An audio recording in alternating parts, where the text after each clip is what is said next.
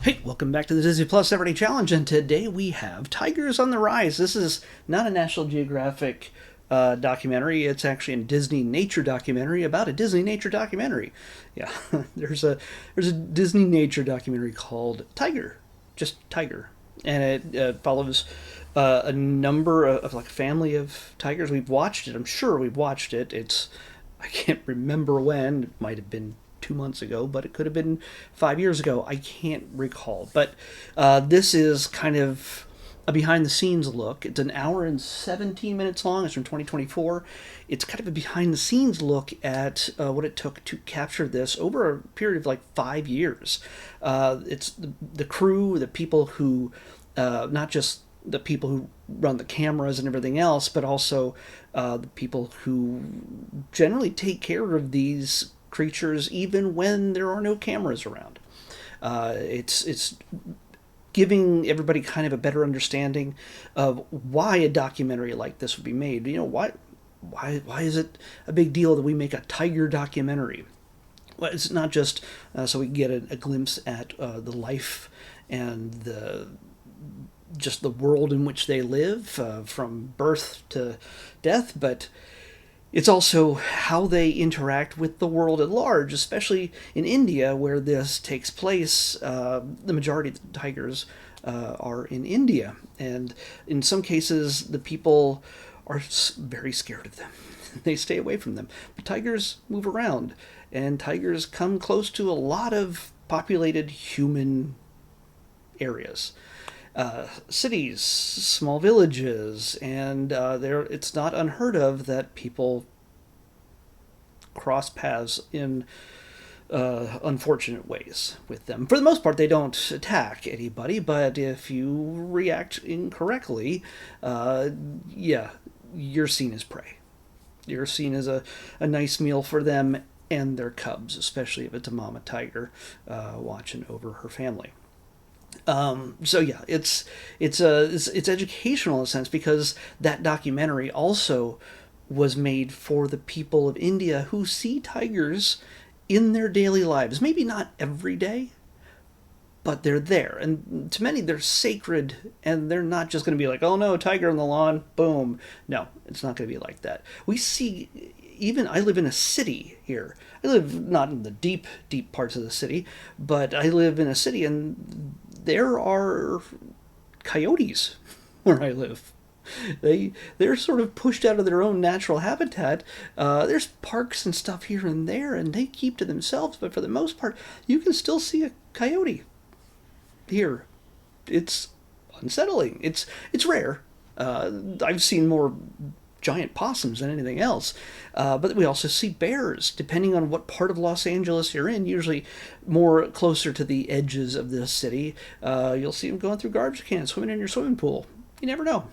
But tigers, thankfully, due to their conservation practices that they have there in India, their populations are growing as compared to many years, not too long ago, they were dwindling fast due to poachers and everything else. So their species is growing, and yes, there is certain situations they even go through in this documentary where a tiger is found to have attacked someone, and the solution isn't to immediately take it out. It is to get it away from the population, put it in a secure place for a while, determine whether it can be released back into nature, or if it ends up in a zoo. And we get to see his. They literally have a general name. P2 is the name of the one they caught in this documentary. But yeah, you get to see people who fully understand the nature of these creatures and how the world at large in India interacts with them on a regular basis. And I mean, when they showed the film, I believe it was just the tiger documentary, or at least maybe a portion of it. It is meant to not just, I mean, while they see tigers all the time, they're not exactly knowledgeable at every aspect of the tiger life. For them, especially the children, it is the first time they ever get to see what it's like within a tiger family, what they experience, what they go through, and of course, little tiger cubs are super cute.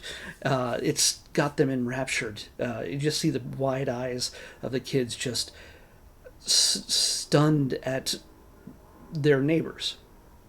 Their four-legged, primal, beautiful neighbors, and to know it's a learning opportunity to let them know how to interact or avoid interaction whenever you see one. Then it can save a lot of human lives and a lot of tiger lives, especially when people overreact in ways that they need not. So there's even an area, I'm not going to horribly mispronounce the name of this area, but there's a place where they consider them a tiger a god, and they are worshipped in a sense. And there is at least one tiger where there is an area in which it lives, and it is observed at all times. They even close down any of the roads that would intersect with its habitat, its area, its just nature area. I don't know if it knows that it's enclosed, but it pretty much has the reign of a very good portion of the land. They close down the roads at night so that nobody's traveling through there. Gates go down. There's a 24-hour watch on one tiger. And eventually more, but you'll have to watch the documentary to learn a little bit more about that. So yeah, this is for people who have a love of nature, a love of these beautiful cats. Cat just doesn't seem to fully describe what these beasts are, what they are. But yeah, the footage they get, because it's so recent, 2024, the footage is so close up, it's so detailed, and it's terrifying and beautiful at the same time. But yeah, it's definitely worth a watch if you love not just the animals, but what goes into preserving their life and the lives of those that may come in contact with them. This is definitely worth a watch. So let's pick tomorrow's episode. 31. 31. Wow. Okay, we've had a lot of moments here where I'm coming to the last of certain things. Like the last Pixar thing we watched Moon Mater the other day. So that was the last Pixar thing so far. Like Hoppers is coming soon. But we're the last. I've seen all the Star Wars now stuff. Of course, I've seen the Star Wars stuff before they were on Disney Plus. All the other films and things that existed before Disney Plus. But I've watched everything, Marvel, everything, Star Wars, everything, Pixar, and every Disney animated film, every princess thing. I've watched it all on Disney Plus. In addition to whenever I saw it at other times. But now I'm coming down to the very last so far.